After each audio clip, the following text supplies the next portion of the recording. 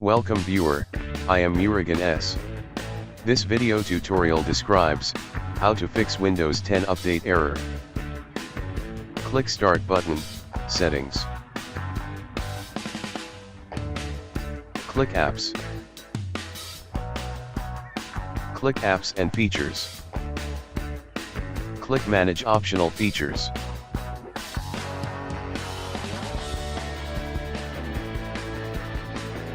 Click Windows Developer Mode. Click Uninstall and exit from Settings.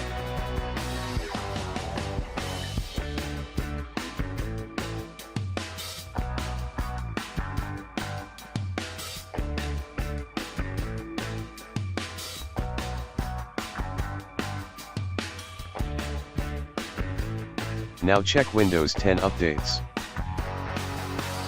Click Start button, Settings.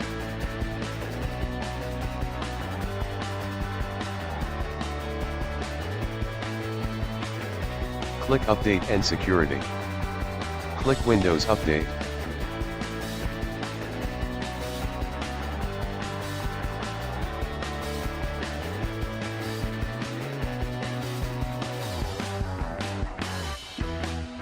Thanks for watching.